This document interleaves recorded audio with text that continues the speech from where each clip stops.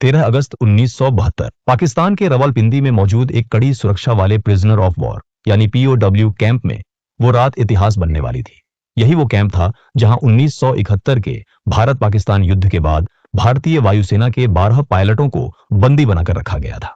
Camp की सुरक्षा इतनी सख्त थी कि कोई सोच भी नहीं सकता था कि यहां से कोई जिंदा बाहर निकल पाएगा। चारों तरफ ऊंची ऊंची दीवारें, दीवारों के ऊपर कांटीले तार, हर जगह हथियारबंद पाकिस्तानी सैनिक। लेकिन इसी नामुमकिन जगह पर 3 ऐसे भारतीय पायलट मौजूद थे जिनके इरादे किसी दीवार, किसी तार और किसी बंदूक से डरने वाले नहीं थे। वो इस जेल से कुछ इस तरह भागे जिसे देख पाकिस्तानियों के होश उड़ गए। इस कहानी की शुरुआत होती है 3 दिसंबर 1971 से, जब भारत और पाकिस्तान के बीच जोरदार युद्ध चल रहा था। जमीन पर भारतीय सेना हर मोर्चे पर पाकिस्तान को पीछे धकेल रही थी, लेकिन आसमान में हालात उतने आसान नहीं थे। पाकिस्तान के जफरवाल शहर के पास बना एक ऊंचा वॉच टावर भारतीय वायुसेना के लिए बड़ी परेशानी बन चुका था। वहां से पाकिस्तानी सेना भारतीय मूवमेंट पर नजर रखती थी और कई बार भारतीय विमानों पर सटीक फायरिंग भी की जाती थी। इस वॉच टावर को तबाह करने की जिम्मेदारी दी गई भारतीय वायुसेना के जाबाज पायलट दिलीप पारुलकर को। दिलीप पारुलकर अपने साहस, अनुशासन और हिम्मत के लिए जाने जाते थे।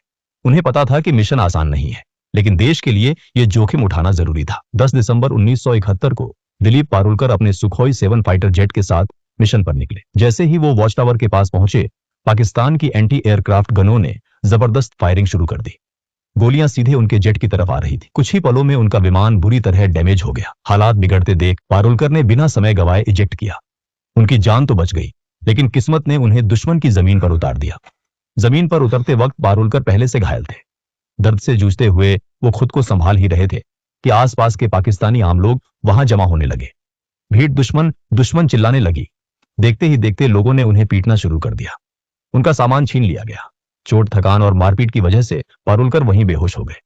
अगर थोड़ी भी देर हो जाती तो शायद भीड़ उन्हें जान से मार देती, लेकिन तभी पाकिस्तानी सैनिक वहां पहुंच गए।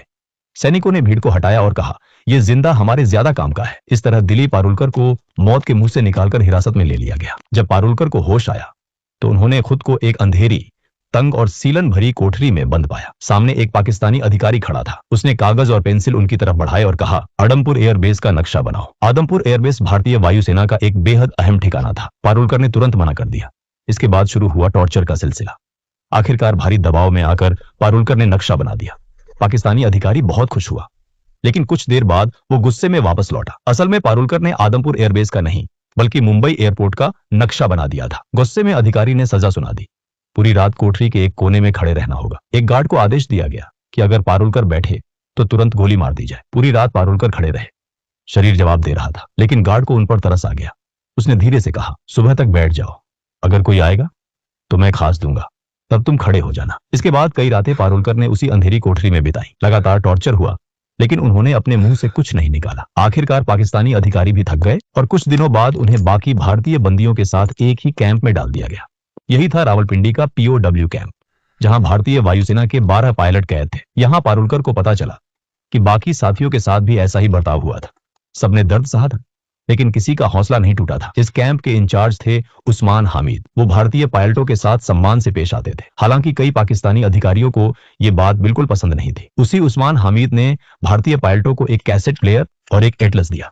शायद उन्हें अंदाजा भी नहीं था कि ये छोटी सी मदद आगे चलकर कितनी बड़ी कहानी लिखेगी। 25 दिसंबर 1971 को कैंप में खबर पहुंची, ढाका में पाकिस्तान ने सरेंडर कर दिया है। भारत युद्ध जीत चुका है। 93,000 पाकिस्तानी सैनिक भारत की क़यादत में थे। कैंप में खुशी की लहर दौड़ गई। सबको लगा कि अब जल्द ही वो घर लौटेंगे, लेकिन दिलीप पारुलकर का मन कुछ और कह रहा था। उन्हें पता था कि कैदियों की अदला बदली में लंबा वक्त लग सकता है।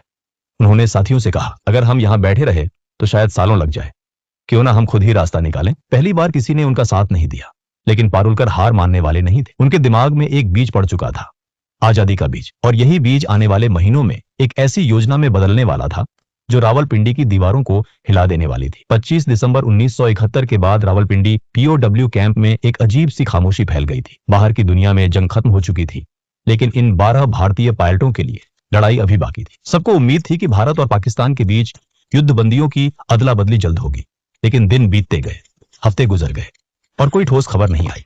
दिलीप पारुलकर को अंदर ही अंदर ये महसूस हो रहा था कि सरकारों की बातचीत में बहुत समय लग सकता है। उनका मन मानने को तैयार नहीं था कि वो बस इंतजार करते रहे। उनके लिए आजादी का मतलब था खुद के दम पर निकलना। शुरुआत में उन्होंने एक अलग योजना सोची। जब रात को टॉयलेट जाने के लिए एक सिपाही उनके साथ आता था, तब उसकी बंदूक छीनकर उसे ढाल बनाकर बाहर निकलने का प्लान बनाया गया। लेकिन यह रास्ता बहुत जोखिम भरा था। काफी सोच विचार के बाद पारुलकर ने यह प्लान खुद ही छोड़ दिया। समय बीतता गया, कई महीने गुजर चुके थे, लेकिन भारत सरकार की तरफ से कोई हलचल नहीं दिख रही थी। इसी दौरान कैंप में मायूसी बढ़ने लगी। तब पारुलकर ने एक बार फिर अपने साथियों से बात की। इस बार दो लोग आगे आए, MS ग्रेवाल और हरीश सिंह जी।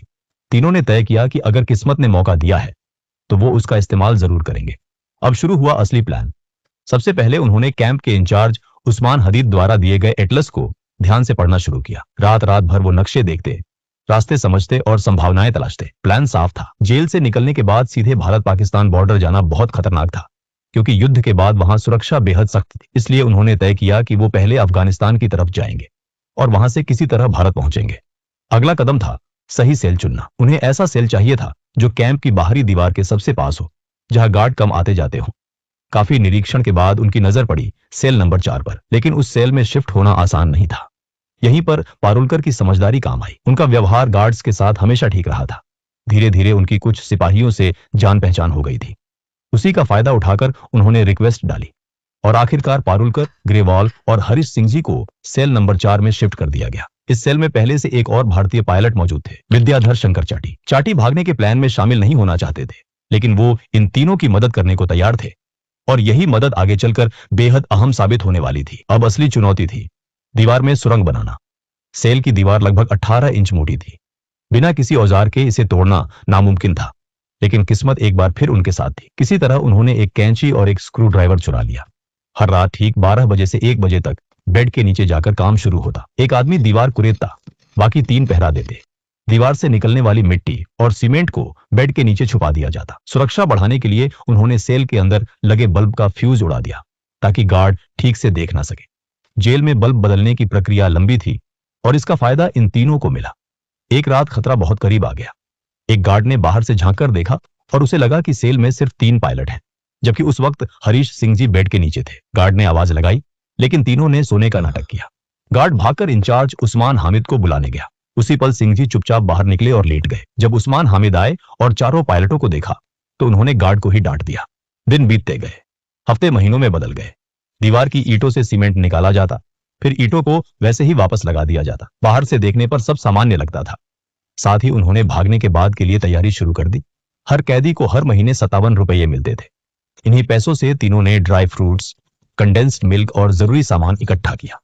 उन्हें पता था कि जेल से बाहर निकलने के बाद जिंदगी और भी कठिन होने वाली है। दिशा जानने के लिए उन्हें कंपास चाहिए था। उन्होंने कैसेट प्लेयर के मैग्नेट और कपड़े सिलने वाली सुई से जुगाड़ू कंपास बनाया। पारुलकर को घर से जो कपड़े मिले थे, उनसे जेल के टेलर को पैसे देकर तीनों के लिए पठानी सूट सिलवाए गए, ताकि बाहर निकलने के बाद वो आम लोगों में घुल मिल सके। धीरे धीरे दीवार का छेद इतना बड़ा हो गया कि एक इंसान उसमें से निकल सके। आखिरी परत, जो कि सिर्फ प्लास्टर था, उसे जानबूझकर छोड़ी गई, ताकि भागने वाली रात उसे आसानी से तोड़ा जा सके। 13 अगस्त 1972 की रात रावलपिंडी POW कैंप के ऊपर काले बादल छाए हुए थे। तेज हवा चल रही थी और थोड़ी ही देर में मूसलाधार बारिश शुरू हो गई। यही वो रात थी जिसका इंतजार दिलीप पारुलकर, MS ग्रेवाल और हरीश सिंह जी महीनों से कर रहे थे। तीनों ने अपने पठानी सूट पहने, ड्राई फ्रूट्स, कंडेंस्ड मिल्क, जुगाड़ से बना कंपास और थोड़े पैसे अपने पास रखे। जाने से पहले उन्होंने अपने साथी विद्याधर शंकर चाटी को गले लगाया। अब आखिरी कदम बाकी था। पारुलकर ने दीवार की आखिरी परत को धीरे धीरे तोड़ा। बारिश की वजह से आवाज बाहर तक नहीं गई। एक एक करके तीनों उस संकरे छेद से बाहर निकल आए। बाहर आकर उन्होंने देखा, दीवार के पास ही एक पाकिस्तानी गार्ड चारपाई पर सो रहा था। तीनों सीधे दीवार की तरफ भागे। कुछ कपड़ों को बांधकर उन्होंने रस्सी बनाई, उसे ऊपर फेंका और दीवार के काटिले तारों के पार अटका दिया। पहले पारुलकर, फिर ग्रेवाल और आखिर में हरीश सिंह जी दीवार फांदकर दूसरी तरफ उतर गए। अब वो जेल से बाहर थे, लेकिन असली लड़ाई अब शुरू होने वाली थी। तीनों तेजी से भागते हुए बस स्टैंड पहुंचे। किस्मत उनके साथ थी। उन्हें पेशावर जाने वाली बस मिल गई। पूरी रात सफर करने के बाद सुबह करीब 6 बजे वो पेशावर पहुंच गए। यहाँ सबसे बड़ा खतरा पहचान का था। अगर उनसे कलमा पढ़ने को कहा जाता या मेडिकल चेक होता तो तुरंत पकड़े जाते। इसलिए तीनों ने खुद को क्रिश्चियन बताने का फैसला किया। पेशावर से उन्होंने एक और लोकल बस ली और सुबह करीब 9:30 पर लंडी कोटल पहुंचे। उधर सुबह 11 बजे रावलपिंडी के वॉर कैंप में अचानक हड़कंप मच चुका था। पाकिस्तानी गार्ड्स को पता चल गया था कि तीनों भारतीय पायलट भाग चुके हैं। जब गार्ड्स उनके सेल में पहुंचे और दीवार में बना वो बड़ा सा सुराख देखा, तो कुछ पल के लिए सब सन्न रह गए। किसी को यकीन ही नहीं हो रहा था कि इतनी कड़ी सुरक्षा के बावजूद ये नामुमकिन काम हो गया। गार्ड्स गुस्से से तमतमा उठे। उन्हें लगा कि अगर सीनियर अफसरों को सच्चाई पता चली तो सजा उन्हीं को मिलेगी।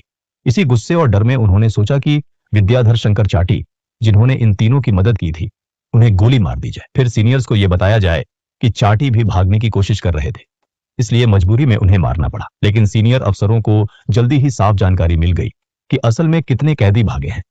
इसी वजह से गार्ड्स चाटी को मारने की हिम्मत नहीं कर पाए। उधर जेल से दूर निकल चुके तीनों पायलटों के सामने अगली सबसे बड़ी चुनौती खड़ी थी। अब उन्हें अफगानिस्तान में दाखिल होने के लिए तोरखम बॉर्डर पार करना था, जो वहां से सिर्फ 5 किलोमीटर दूर था। दूरी कम थी, लेकिन सबसे बड़ी समस्या यह थी कि उन्हें रास्ता बिल्कुल नहीं पता था। उन्होंने अपने पास मौजूद एटलस में देखा कि तोरखम बॉर्डर के पास एक जगह दिखाई गई थी, लंडी खाना रेलवे स्टेशन। नक्शे के हिसाब से अगर वो वहां पहुंच जाते तो वहीं से होते हुए तोरखम बॉर्डर जाना आसान हो सकता था। लेकिन उन्हें यह नहीं पता था कि यह नक्शा बहुत पुराना था और लंडी खाना रेलवे स्टेशन 1932 में ही बंद हो चुका था। तीनों एक चाय की टपरी पर पहुंचे और वहां खड़े एक आदमी से पूछा, लंडी खाना कैसे जाए? ये सुनते ही आसपास के लोग उन्हें घूरने लगे। तभी एक आदमी आगे आया और सख्त लहजे में पूछा, तुम कौन हो, कहां से आ रहे हो और कहां जा रहे हो? पारुलकर ने जवाब दिया, हम पाकिस्तान एयरफोर्स के अफसर हैं, छुट्टी पर हैं और घूमने जा रहे हैं। दुर्भाग्य से वो आदमी तहसीलदार का क्लर्क था। उसे शक हो गया। उसने कहा, यहां इस नाम की कोई जगह नहीं है। भीड़ बढ़ने लगी। उस आदमी ने ताना मारा, तुम तीनों बंगाली हो ना, अफगानिस्तान भाग रहे हो? ग्रेवाल ने हंसते हुए कहा, क्या हम आपको बंगाली लगते हैं? लेकिन शक और गहरा गया। तीनों को पकड़कर तहसीलदार के पास ले जाया गया। वहां भी उन्होंने खुद को पाकिस्तानी एयरफोर्स अफसर बताया, लेकिन तहसीलदार ने भरोसा नहीं किया। आखिरी दाव खेलते हुए पारुलकर ने कहा, हमने अपने वतन के लिए खून पसीना बहाया है। अगर आपको भरोसा नहीं है तो पाकिस्तान एयरफोर्स के एडीसी उस्मान हामिद से बात करवा दीजिए। पारुलकर को लगा था कि इससे वो बच जाएंगे, लेकिन यही बात उनकी सबसे बड़ी गलती बन गई। तहसीलदार ने तुरंत उस्मान हामिद को फोन किया और दिलीप से बात करवाई। दिलीप को बात करनी ही पड़ी। इसी पल उस्मान हामिद को समझ आ गया कि तीनों वही भारतीय पायलट हैं जो रावलपिंडी कैंप से भागे हैं। उस्मान हामिद ने तहसीलदार से फोन पर कहा, ये हमारे लोग हैं, जब तक हमारे सिपाही वहां नहीं पहुंचते इन्हें सुरक्षित रखा जाए। कुछ घंटों बाद पाकिस्तानी सैनिक आए और तीनों को दोबारा रावलपिंडी ले जाया गया। उन्हें 30 दिन की सॉलिटरी कन्फाइनमेंट की सजा दी गई। इसके बाद सभी भारतीय पायलटों को रावलपिंडी से हटाकर फैसलाबाद की जेल भेज दिया गया, जहां 500 से ज्यादा भारतीय POWs रखे गए थे। इसी दौरान भारत और पाकिस्तान के बीच युद्धबंदियों की अदला बदली पर बातचीत तेज हो गई। आखिरकार दिसंबर 1972 में पाकिस्तान के राष्ट्रपति जुल्फिकार अली भुट्टो ने सभी भारतीय युद्धबंदियों को रिहा करने का ऐलान कर दिया। जब ये भारतीय जवान वाघा बॉर्डर से भारत लौटे तो वहां इंसानों का सैलाब उमड़ पड़ा। हजारों लोग तिरंगे लेकर खड़े थे। नारों की गूंज थी। सैनिकों की आंखों में आंसू और चेहरे पर गर्व था। यह कहानी सिर्फ एक जेल से भागने की नहीं थी, ये कहानी थी हौसले की। ये कहानी थी उस जज्बे की जो सलाखों के पीछे भी आजाद रहना जानता है। और रावलपिंडी की वो दीवारें आज भी शायद याद करती होंगी कि कभी 3 भारतीय पायलट उन्हें चकमा देकर निकल गए थे।